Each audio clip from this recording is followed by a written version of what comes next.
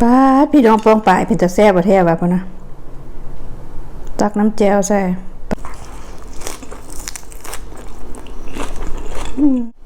ฮัลโหลฮัลโหลสบายดีตอนสวยอยู่ที่เยอรมันนะจ๊ะทุกคนมาเด้อพี่น้องป้องป่ายสุขูสุคนมากินพันน้ำจันสุกเด้อพันน่ะพันข้าวปุ้นเนาะ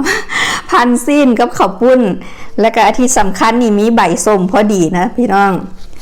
อันนี้แม่นใบส้มพอดีที่ว่าจันสุกนั้นปลูกอยู่สวนเนาะแล้วก็มีหลายคนที่ว่าให้ความสนใจเกี่ยวกับใบส้มพอดีเนาะใบส้มตัวนี้นี่เนี่ยใส่อย่างกระแซบพี่น้องใส่แกงกระแซบหรือว่าเขาจะเอามาพันเนาะเอามาพันเห็ดต้มส้มต้มยำแกงป่าหรือว่าต้มส้มเนาะหรือว่าเขาพันเขาอยากใส่ก็แซ่บเหมือนกันจ้ะทุกคนตอนนี้จันสุกกำลังปลูกอยู่เนาะถ้า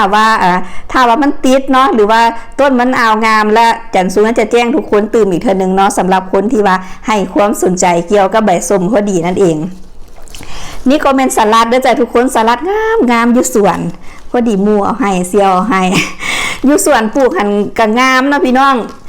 อันช่วงนี้มีแต่คนเอาพักให้พี่น้องเพราะว่าพักอยู่สวนหันหลายเนาะเดี๋ยวจันสุกจะมาซิมใบส้มพอดีให้ทุกคนเบิ่งเนาะเฮาพันเวลาเฮาพันปูพันป่าเนาะพันหอยขอกหอยแข้งอย่างสินะใบใหญ่เด้อพี่น้องอันสลัดเนี่ยต้องได้แบ่งครึ่ง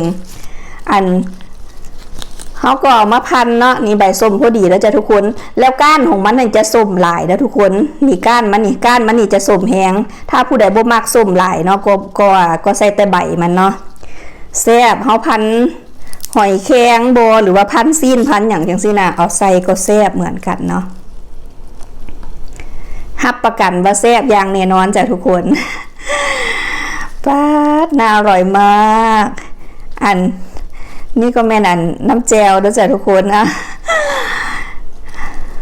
เห็นว่าอันน้ำแจ่วแล้วเนี่ยน้ำแจ่วป๊าดน่าอร่อยมากน้ำแจ่วข้นๆเนี่ยป๊าดปิดตาแซ่บคักพี่น้องเอาน่าอร่อยมากพูดนะป้าพี่น้องป้องไปเห็นปะมาเด้อพี่น้องป้องไปกินพันซี่น้ำแจ่นสุกเด้อขออนุญาตกินคำใหญ่เลยจ้ะทุกคน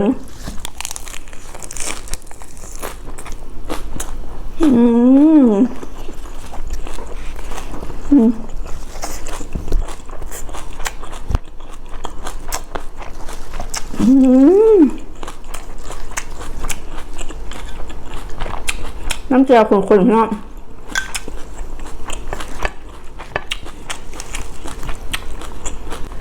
ป้าแซ่บแหงพี่น้องว่ามีหลายคนให้ความสนใจมันแซ่บแหงอีดีจ้ะทุกคนสิว่าจังไหนวะเขาเอาสลัดซื้อน้ำก็ได้หรือว่าเขาไม่ใส่เขาจะพันแต่ตัวใบสุ่มนี่ก็ได้เนาะมันแซ่บแหงจ้ะ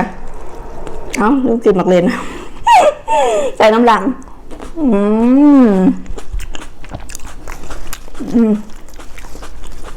สลัดนี่มันใบใหญ่พี่น้องใบหนึ่งได้หลายคำป้าแซ่บมีทั้งผักชีผักหอมป้อมไหมนี่พี่น้องเอาใส่ครบผักชีผักหอมป้อมป้าแซ่บแพงข้าวปุ้น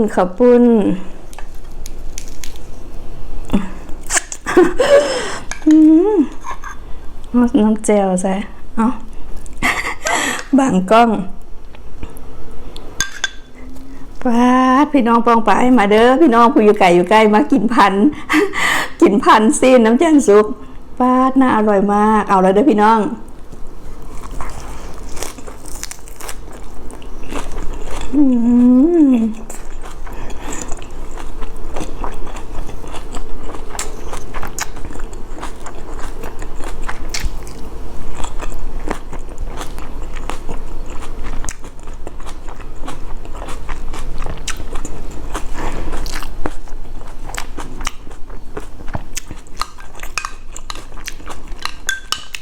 ป้าแซ่บแน่พี่น้อง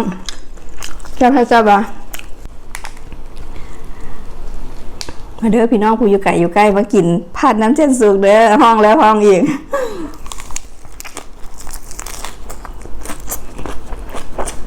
อ ป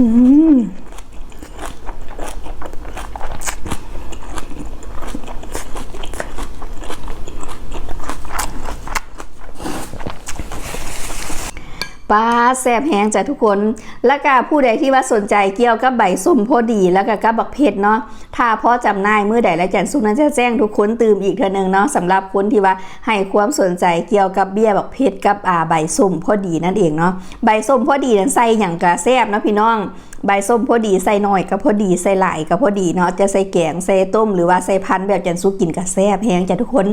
สำหรับมื้อนี้เนาะสำหรับคลิปนี้จันสุกก็สิขอจบไว้เพียงเท่านี้ขอบอกขอบใจทุกๆการติดตามลาไปก่อนอยู่ดีมีแฮงสู่ขู่สู่คน